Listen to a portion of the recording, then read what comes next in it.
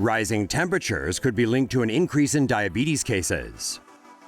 A recent study shows that an increase in cases of type 2 diabetes may be linked to global warming, including 100,000 new annual cases in the U.S. alone. According to the Centers for Disease Control and Prevention, about 1 out of every 3 Americans will develop type 2 diabetes. A study published in the journal BMJ Open Diabetes Research and Care found that as the average annual temperature rose by 1 degree Celsius, the number of diabetes cases rose by 3.1 per 10,000 people.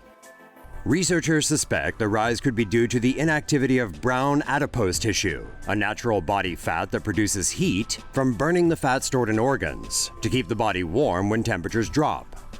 If temperatures stay warm, the inactivity of brown adipose tissue can increase fat stored in organs, causing glucose intolerance and diabetes. According to the World Health Organization, about 422 million people worldwide suffer from either type 1 or type 2 diabetes. Say no to safe spaces on YouTube. Support TomoNews at patreon.com/TomoNews. Getting warmer? Middle East and North Africa soon to become uninhabitable. A group of researchers believes temperatures in the Middle East and North Africa will rise dramatically over the course of the 21st century. The research suggests even if Earth's average temperature increases by 2 degrees Celsius, summer temperatures in the Middle East and North Africa will increase more than twice that. The temperature could rise to 46 degrees Celsius during daytime by mid-century, and it could be as high as 50 degrees Celsius at the end of the century. Also, heat waves could occur 10 times more often than now. The hottest period lasted for about 16 days on average between 1986 and 2005. However, these areas will experience 80 days of extreme heat per year by mid-century, and up to 118 days by the end of the century. The increasing air pollution caused by desert dust storms could make the environmental conditions intolerable, forcing people to migrate. Reducing carbon emissions could prevent more than 295,000 deaths in the U.S.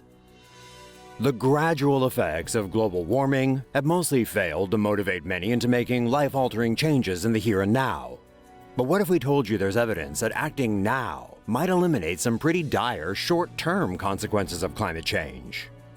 According to a team of researchers from Duke University and the NASA Goddard Institute for Space Studies, slashing carbon emissions won't just reduce global warming, it could also prevent tens of thousands of premature deaths. A 2 degrees Celsius increase in atmospheric warming is usually considered the threshold at which the changes wrought by climate change, such as drought, flooding, declining fish populations, and the spread of tropical diseases, will become more than humans can handle. The 2 largest sources responsible for climate change in the United States are the transportation and energy sectors. In a research paper published in the journal Nature, researchers modeled what would happen if emissions in both sectors were significantly reduced by 2030. The study showed reduced emissions in both sectors would be enough to put the U.S. on the path of staying under the 2 degrees Celsius threshold. By 2030, under this cleaner energy scenario, as many as 175,000 premature deaths would be prevented in the U.S., and another 22,000 lives saved every year after. Under a cleaner transportation scenario, as many as 120,000 premature deaths in the U.S. were averted, with another 14,000 people saved each following year. The nationwide health benefits of reducing carbon emissions would total around $250 billion a year, which far exceeds the cost of implementing new, cleaner policies. Why flights between London and New York may soon be longer. The possibility of transatlantic flights getting any longer is nothing anyone wants to hear. But a recent study by researchers at the University of Reading says that lengthier flights are becoming a real possibility due to climate change. Flights between New York and London could lengthen in response to changes in meteorological conditions in the atmosphere that affect the jet stream. Researchers say that as the atmosphere warms up due to global warming, the jet stream will become 15% faster during wintertime. The stronger jet stream will boost tailwinds, which may cause flights from New York to London to be shorter than the current 5 hours and 20 minutes. However, flights from London to New York are going against the jet stream, so trips may take more than 7 hours, making the overall round trip longer. Flights are expected to take a total of 2,000 hours longer each year, which means higher fuel costs and more CO2 emissions. The estimated increase in amount of CO2 emissions is equivalent to the annual CO2 output of 7,100 British homes. Scientists say that since this jet stream circles the globe, and because there's another in the southern hemisphere, it's possible that flights elsewhere in the world will be impacted by climate change. Say no to safe spaces on YouTube. Support TomoNews at patreon.com/TomoNews. Washington, D.C. could sink 6 or more inches by the end of the century. Scientists have confirmed that the sea level in the Washington, D.C. area is rising faster than the rest of the East Coast, due not only to global warming but also to a phenomenon called glacial-isostatic adjustment of the land surface.